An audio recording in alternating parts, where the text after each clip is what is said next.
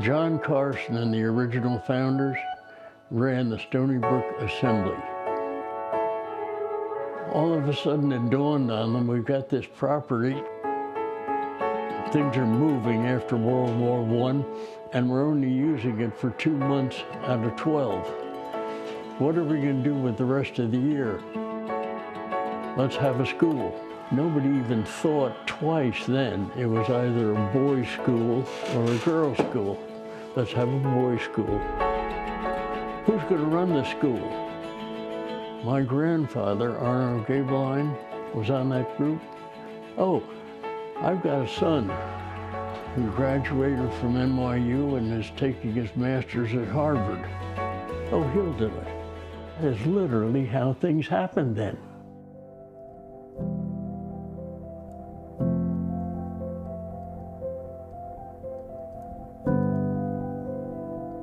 There are no accidents in Providence, and that's how they got the right people. It's that simple. He anticipated 100 in the opening. He got 27. From 4th grade to 12th grade. At some level, we've been in over our head for 100 years. We've required divine intervention and divine help in many different epochs and eras of the school. Starting a school at the age of 22, I mean, his faith had to be pretty strong, and it certainly is the thread that goes through all of the history of Stony Brook. My father, he had gifts. He had trained to be a concert pianist. But he went to Harvard as a backup, just in case the concert career didn't develop. Where else can you find a man who writes a novel about chess, a mountaineer, a theologian? If you look at some of the things he's written, Christian Education in a Democracy, 1952, is the seminal work on what a Christian school should be. An athlete, a scholar, a writer, but he also had a heart.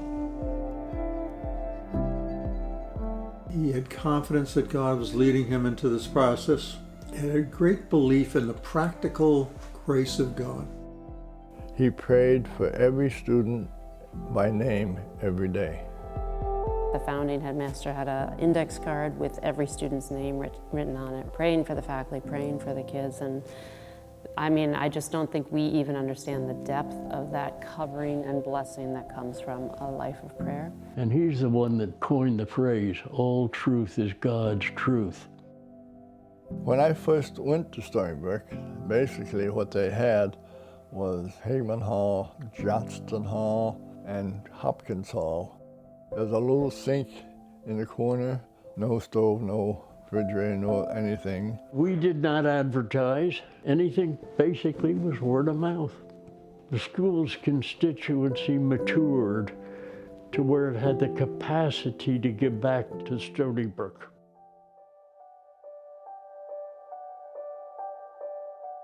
In my academic 6 years at Stony Brook, I never heard anyone give any statement defining character.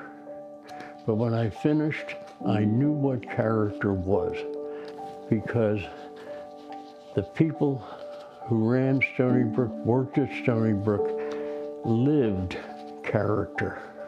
They modeled it. If you read the writings of Frank Gabeline, his vision was that you mold people here and send them out into the world. My name is Tiffany and I'm a Brooker. My name is Lemuel and I am a Brooker. 我是 Victoria, 然后我在实习中学上学。 Character before career. I mean, this is something that the school is founded on, right? Has existed 100 years, but it's incredible that more than ever in this current environment, people are talking about the importance of character and character education. It is everything you do. It's not just the big things, it's the little things. What does it mean to be a Christian in practice? It's a model for life, not just a model for Stony Brook. Pursue beauty and truth and goodness and justice and all of those values, right, that we embrace. One of my favorite parts about being the chapel prefect has just been to get to know students and like where they are and not pressure them into anything, but just to to show them the love of Christ tangibly. Putting your values and your morals at the forefront of everything that you do is what's most important in every season of life. Stony Brook is in that kind of elite of secondary education. Most private schools, they view that kind of education as a passport to privilege. Stony Brook sees that as a passport to service. That's why its motto, character before career, sets it apart.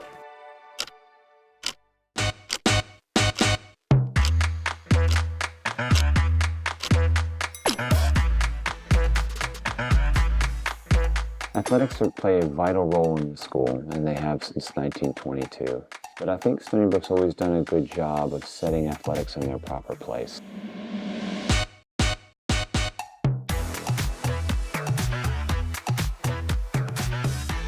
Let's give them that opportunity, but let's make sure that it's all done under the aegis of our mission. I'm carrying the banner for Stony Brook. That character before career had to not only manifest itself in my life, but also out on the basketball court.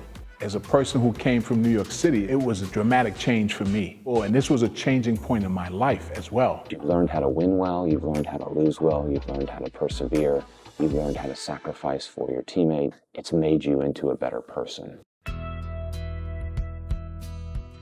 Christ is all about celebrating diversity and celebrating how through diversity we can be one. And that is Stony Brook to its core. I was at the school during the 60s and 70s, and that's when the country was changing remarkably, radically, and times were changing, and Stony Brook was changing with it. People, I think, were just waking up to the fact that it was a different, wider world. Dr. Gabeline, was very involved in the Selma March, the Civil Rights Movement. I think of Lockerbie and Hanchett and some others, and nice people, and really tried to go out of their way to do the best they could to help us as students of color. The transition was much smoother because of the teachers that were here. And Miss Wyatt was our 9th grade Bible English teacher, and she was such a loving woman. Mr. Hostetler and Mr. Treichler was always there encouraging me. Bringing in the first Clark Scholars and bringing in enough students of color to begin to truly change some of the nature of the school. But nothing happens if you don't have the right people. I attribute a lot of that to Peter Hale and Don Gabeline. So I tried to get as many outside preachers, and we would go out to East Harlem and talk to a church, get to know those students. I mean, he took risk that a lot of folks wouldn't take. Those first dozen black kids, they were a game changer. And that was important for students to see other kinds of people from different kinds of backgrounds. There are other ideas out there are other ways of living, there are other decisions you can make. How do you maintain your identity as Stony Brook, but at the same time make room for these other cultural realities that come into your place? That's hard to do. It is. Carl, he would say, I'm doing the best I can, but I know there are blind spots, and I wish I didn't have those blind spots. And when Carl says that, I trust it. I just wanted to praise students who were able to live through what we challenged them with. It was amazing to me. They were not only smart, but they were people of character who could handle the responsibilities we gave them. My prefect position is equity and inclusion. Making sure the campus is diverse, more than we realize, is going to be really important for us when we leave Stony Brook. It's just a way of expanding your worldview and sharing your own perspective. So I feel like it's a very magical study environment. Just being on this campus, sitting at lunch, sitting at dinner, on the playing field, rubbing shoulders, being with, rooming with people from all different parts of the world. To have the school truly commit to diversity and go co-educational was probably two of the most important strategic decisions that the school had ever made. Some of the major colleges in the late 60s Yale first, then Princeton, went co-ed. I thought it was great. I called 5 of the senior faculty, Marvin Goldberg, Floyd Johnson, Don Marshall, Carl Soderstrom, Peter Hale was the last one, backbone of Stony Brook. I'm asking you all one question. Why shouldn't we think about turning this school co-ed? They thought long and hard, and I didn't get one objection. We started with 30 day student girls. Best thing that ever happened to the school.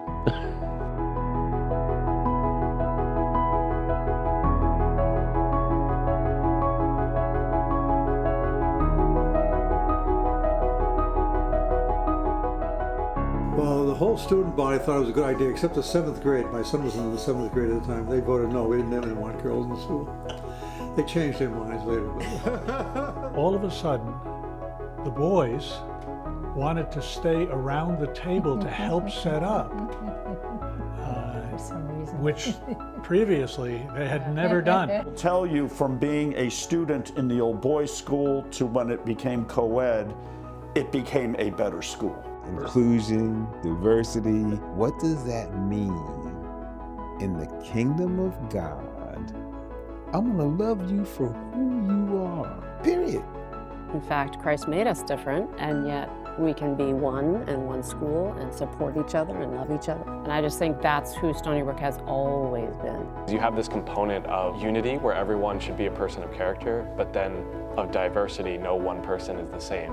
And Stony Brook sort of blends that in a way of bringing your talents to the foreground and really raising up leaders. I think everyone here really comes out of the school being a leader, whether they're in a position or not. The proper interpretation of our faith should lead us to be countercultural and should lead us to be bold and take bold stands. It is vital to have a place like Stony Brook, in my view, that is inculcating that. I was at Stony Brook for 45 years and worked with 7 different headmasters.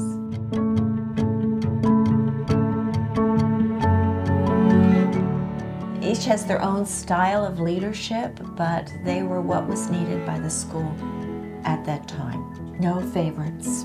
No favorites. My entire life growing up at Stony Brook, from a young faculty child to even a student there, I was asked almost every day, well, when are you going to take over after your grandfather and father? When are you going to do this? And I was like, no way am I ever going to do this. Because I knew how hard my father worked. I saw how hard these faculty worked. He felt a calling from the Lord. Was this the place that I remembered it to be in terms of a dedicated faculty? Was this new generation of faculty committed the way I saw the Floyd Johnsons, the Pearson Curtis, the Carl Sodersons, the Bruce Lockerbys, my father, the Don Marshalls? In short, they were.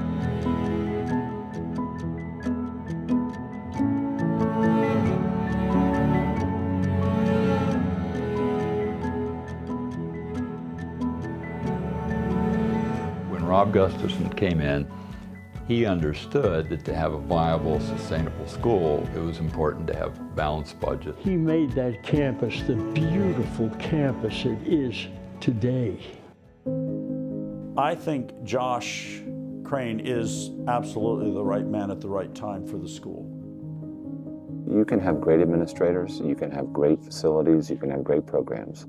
But at the end of the day, the quality of a school, the excellence of a school rises and falls on who is delivering instruction in those classrooms or who is supervising in those dorms. And Stony Brook has always been a place that attracted master teachers, but it's also as physically taxing and demanding. We carry it with us. People are drawn here missionally. It's resonating deep within inside of them. This is not just a job. Feels good to be in a place where that you can use what the Lord has wired you for. It's the fullness of life right here in our midst, navigating through it, working together, living in community with all of its blessings and all of its challenges. A lot of my classmates still say, Tonya, when are you going to, go somewhere else? And I said, if and when the Lord calls me, but I'm having so much fun. Profess to be a teacher, you had better be a learner. There's nothing about world history, there's nothing about trigonometry as important as the student who is trying to master the subject. We were dorm parents when we first got here. We lived in the dormitory for eight years, yeah. Trying to parent the kind of teenagers a and parent infants. Right, yeah. So we had our own It's sort like, of little ones at home, and then these sort of big boys kind of down the hall. Just a high level of trust in this community. We have a student who walks our dog 2 days a week, and there's just a high level of interaction. I also think it's super cool that there are like 50 faculty children here, and so these kids have built-in playmates and friends. Part of the rhythm of the school that you would eat together. Breaking bread, sharing a meal, it's so important actually in saying, I know you. You know, I consider you sort of part of my family. It was so great to just be able to know that students were going to be caring and patient and loving to these little ones kind of running around. They're not adults yet, so we're their parents. And you know. Mrs. Davey, my anatomy teacher, she was like, why don't you come stay over at my house for a night? And like, we ordered pineapple pizza from Domino's, terrible though it was, and hung out, and I hung out with her daughters and listened to Taylor Swift and slept over at her house. And like being away from my parents and having someone willing to do that for me was so, it just blessed me so much. Like, whereas different places, it might be like, oh, this is school. This place feels more like life. Being around faculty that were so encouraging. I want to be a neurosurgeon. The first person that made me actually believe that I could do it was definitely Mrs. Tejan. She said, oh, I can see you doing that. I never really told somebody something and they said, I've told me, oh, I can see you doing that in the future. And so that just gave me I guess some kind of confidence, and I've actually decided to pursue it because of her. Having Mr. Ramirez as a teacher and seeing how he created a safe space within the arts for students to feel like they belong. I love that I've been able to grow my passion for theater here. You are demonstrating your love to God's image in these students. My name is Laura Carey, and I am a Brooker. 我是宋厚宁，我是 Brooker. My name is Bobby, and I'm a Brooker.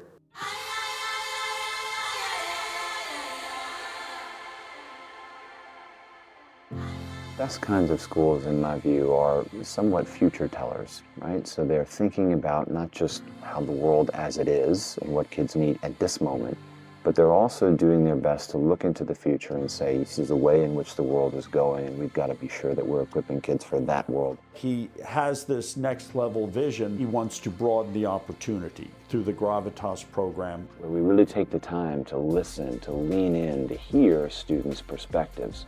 That same kind of belief about children, that same kind of interaction, that same kind of pedagogy can be replicated in an online format.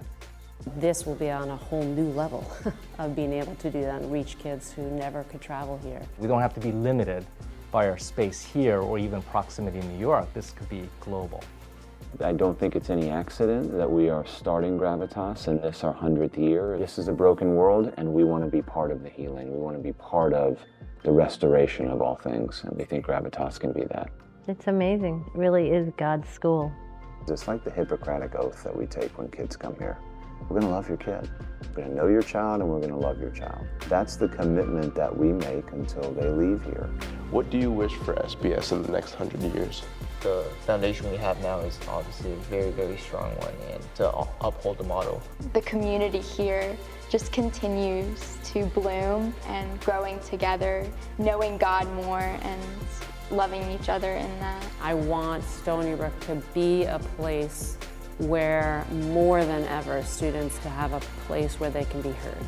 A school known first for its community and for the love that we have for each other before anything else. If we can accomplish that, we can accomplish anything. Remain constant and change. We believe character is indeed destiny. So to stay fast and hold true to those principles will be what guides Stony Brook into its next 100 years.